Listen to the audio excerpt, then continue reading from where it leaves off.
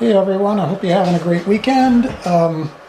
This was one with a lot of progress. I've got both of the tracked vehicles finished, except for painting, but I got the final detail added, added some bus wire to kind of put in detail that was absent obviously on a model of this scale that is present on the, what is it, the 1/48 scale Macer cannons that I've got. I've got both the Type 66 and the Type 70, and I do believe they actually have piping between these tanks.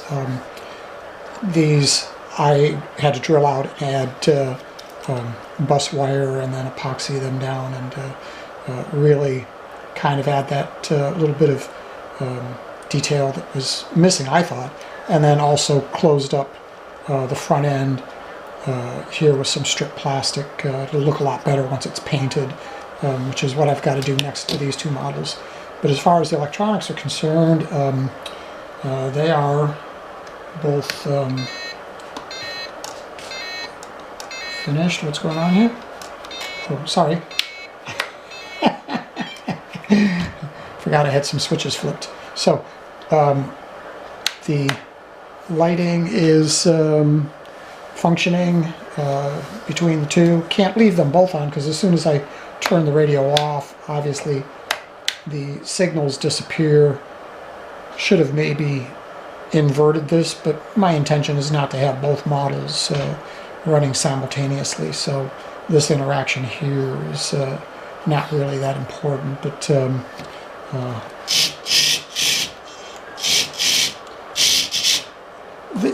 I kind of wish the tracks weren't plastic. You know, it would have been nice if they were rubber. I'll have to figure out something to do here, but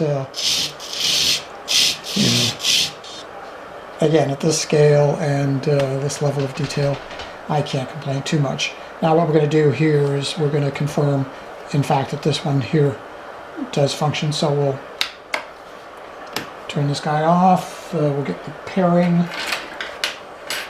stick, and we are going to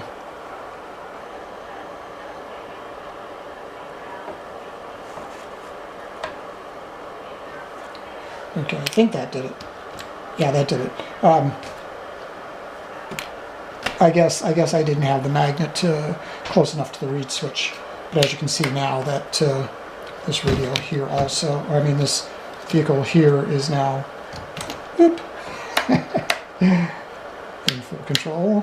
And now let's make sure the motors are working. Yep, there we go. So now on to the trailer. What I'll be doing here is figuring out how to best address these wires in a trailer hitch, which will come off of this because it's got to articulate both this direction and this direction so that I don't put any stress on the wires or the tank, the coupling. So I've got to kind of scratch my head on how I'm going to do that. I don't think it'll be too difficult, but still, I want to also be able to disconnect the vehicle. So I'm going to probably from the trailer. So I'll probably come up with some miniature connector that I can plug into the trailer, which I've got far more room than I did in the tracked vehicle. Just a little too small to be putting a connector in there and having it look in scale and appropriate. I think I can get away with doing something in the trailer because it's a little bit more, oh yes I know, because it's a little bit more busy as far as stuff that's on it. The vehicle is not. So anyhow, I hope this video is of interest to some of you, and I hope. Yes, I'm sorry. I do have the mirrors. So where did I put those? They're not going to be put on until later, but I do have the mirrors. I just didn't want to risk getting them broken as I handle the vehicle, but you know, they'll go in there on both sides. Just a little too delicate for me to be risking, so they're done, and I'll glue them on at the very end when I'm done fiddling with it. So hope you all have a great weekend, and I'll post my next video when I start the trailer. Bye!